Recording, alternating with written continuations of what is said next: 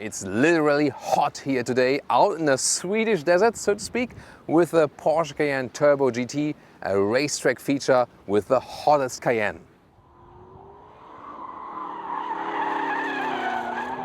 This quarry, they Whoa, bought look an at old that. quarry. Oh my God! Look Oh at my God. Whoa.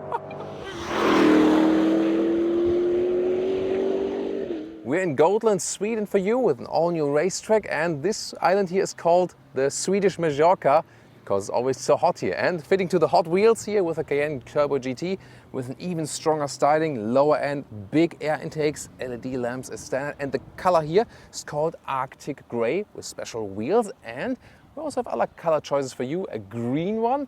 Is it maybe German racing green with the so-called neodyme wheels in that golden color, or maybe all black for you with the black wheels. And another choice for you, the chalk color, a very interesting one. We also know it from the Panamera, for example. That one then with blue wheels, so even more individualization possible. Oh hey, well, what about the white one here with the golden wheels? That's a fancy combination, isn't it?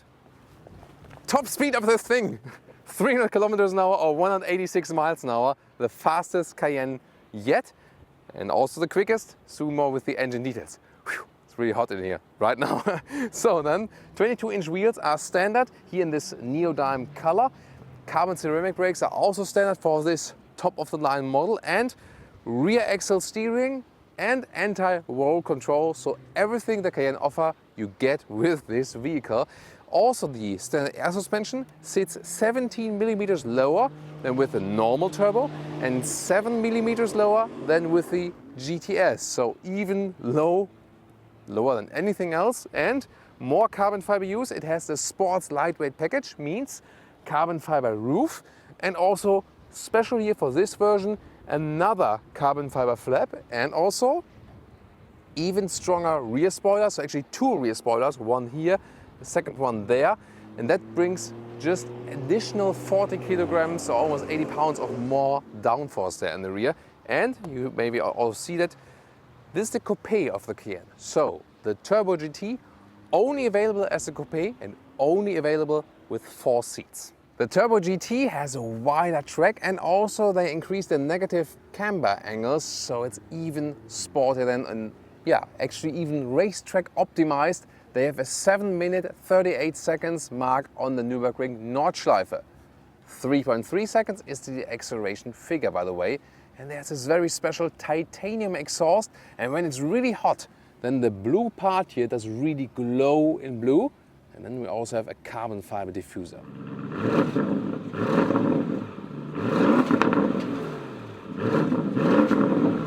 Under the hood we have a 4-liter V8 bi-turbo, 640 horsepower in this case, of course all-wheel drive with rear-wheel biased. And if you know that one here from the Audi RS Q8, yes, you're exactly right, it's the very same engine. And as I said, 3.3 seconds is the acceleration figure.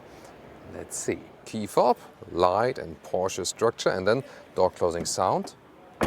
Very solid, and it also has here the option of soft close. Ta-da! Here we go. And then the interior, full of Alcantara. That's how we want it when it's racy. It's the raciest material, both for the steering wheel here, contrast stitches on the inside, and also a yellow 12 o'clock mark right there on the top part. That's beautiful. And then the Alcantara seats, also Alcantara on the middle, and even in a perforated structure for even more breathability while racy driving. And we also have the Turbo GT stitching at the seat. There are still some animal shares, but most of the interior is indeed Alcantara. Also the ceiling all the way around, that creating a beautiful and cozy but yet racy atmosphere. Also here the Porsche logo stamping on the middle console right there, and also here the grab handles, even with more Alcantara. So it's to me one of the best Porsche Cayenne's interiors I've seen. Yes, it is dark and bright is a little bit fancier, but for a racy interior here, really beautiful. And we maybe also here in the background, we have some workshop atmosphere going on here now. In the interior overview, we can clearly see the lovely racing features here. Another Alcantara covering here for the dashboard. Then special backgrounds here for the analog clock, for example, and also for the instruments, which are digital left and the right side, for example, then for the map. Then the central infotainment screen, PCM 6.0 with an Android Auto surprise coming up very soon. Steering wheel with a great microfiber grip, it's the best, no doubt about that. Cozy and at the same time racy. And then we also have the drive mode select directly at the steering wheel here with the red button for this overboost function. Middle part, high gloss black, yeah, a lot, but at least we have still menu control of the climate unit. Glad to have that. And then the typical cup holders for the Porsche and so on, and also then the armrest, which can be opened for the USB-C connectors.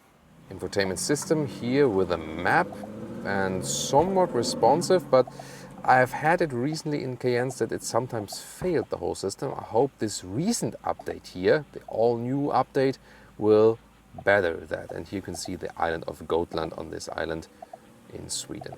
Yay! Android Auto for the Porsche, first time. And here we go. This is the integration.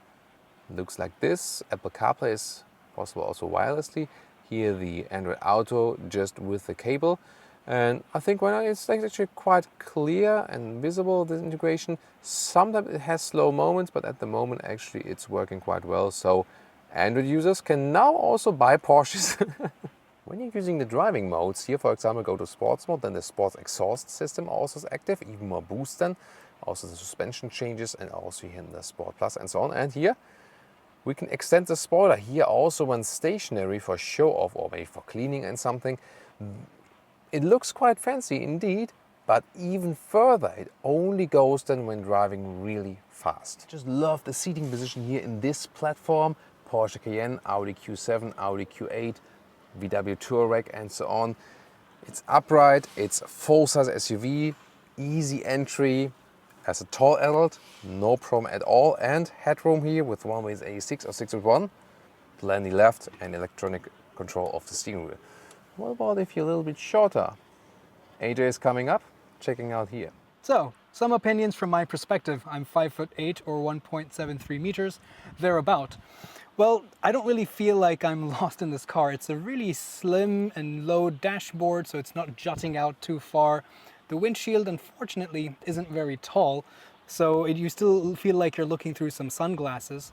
But on the whole, the seating position, even with the seat all the way down, is really comfortable for me to see outside through the front and the side. In the rear we can see it's 4 seats only. In the middle part we have just this cubby hole or something. No middle seat, but most of the time probably you can actually live with that. And this single seat setup here is actually racy, looks great, and is also at the same time quite comfortable. However, in the SUV you would have more comfort, not available here in the Turbo GT, because here with the Coupe they made the bench a little bit lower and a little bit different from the angle, so they can still offer decent headroom, but by that you lose a little bit of comfort, but still definitely bearable. At the end of the day, you need to put your racing gloves and helmets and overalls somewhere in the trunk. And you can see here, although it's racy, it's still somewhat a useful family vehicle if you want. The Coupe is a little bit limited in height, but still somewhat okay. Meter of 40 inches in width and also a meter of 40 inches in length. And you can see here, the cabin trolley is no problem even in a vertical way.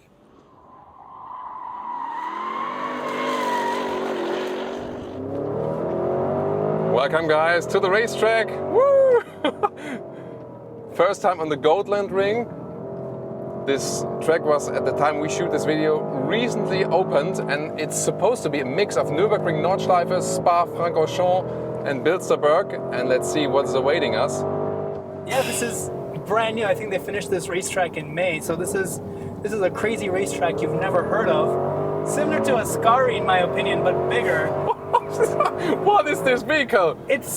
Oh my god, it's a pretty tight track. Whoa, I mean, we're driving an SUV and of course, you feel the weight and a little bit of a body roll, but I mean, considering it's an SUV, you have to bite yourself and remind it that, hey, this is an SUV, and it really feels like a sports car.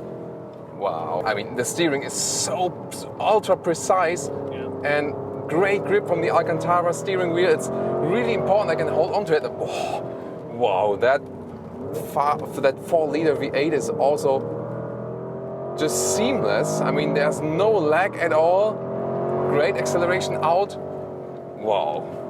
It's a 911 Turbo in front of us as an instructor vehicle. Of course, that's a little bit unfair, right? That's the only reason I cannot catch up to him. I can also feel the rotation, so that torque vectoring, Wow, look the at that rear track. axle. This quarry, they Whoa, an look at old that. quarry. Oh my God! Oh my God. What?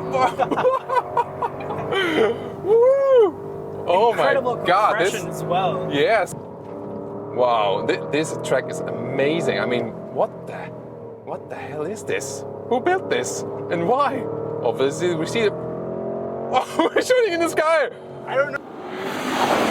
God!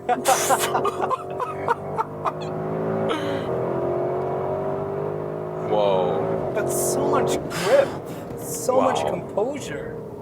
I mean, yeah, the grip that this car is offering here at this racetrack is amazing. And I mean, do you feel how it goes around in the corner? It really On the is rear- braking wow. physics. It's just, you know, it's like the rear axle and the front axle are intelligently working together to give you the best cornering precision. Holy moly.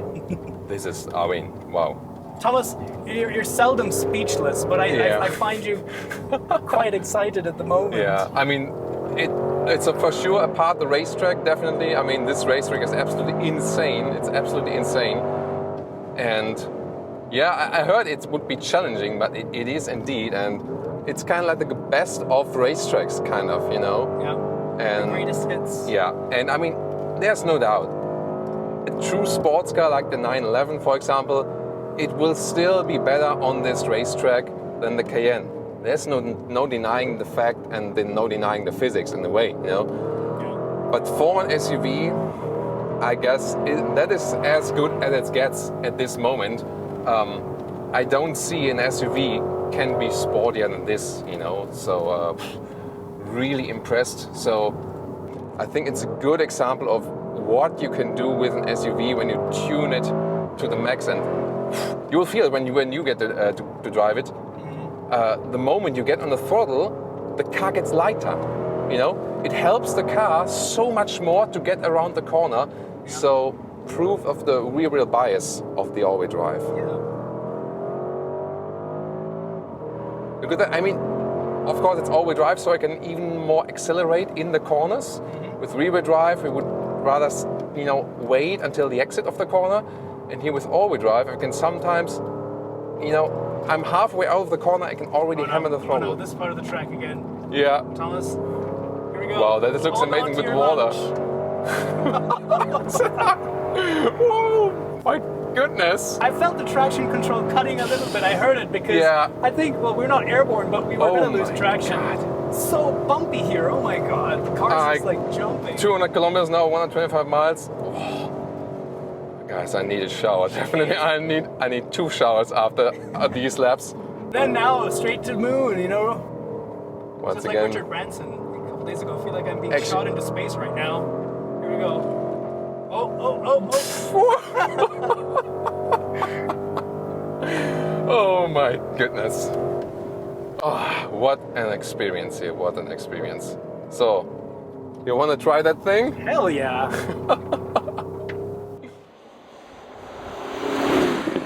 So now AJ turn, and he promised me that I can keep my lunch. So be gentle on me, I'm a bad co-driver. Be gentle on me, it's my first time. No. Oh, I know where this, you know, where the handles are here. I also have a nice Alcantara wrapped handle in the top part on the right side. So now I really know what they are for, and I promise to go gentle. I think it's a great way to understand the car and understand its dynamics a little bit better.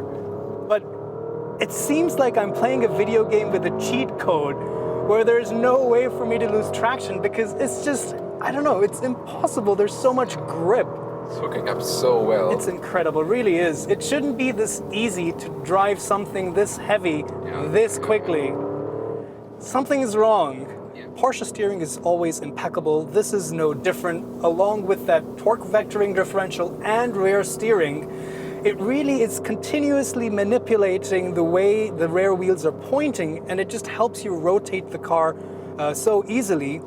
That four-wheel drive as well, which can, you know, shuffle power, and that anti-roll, that active body control, with those active anti-roll bars.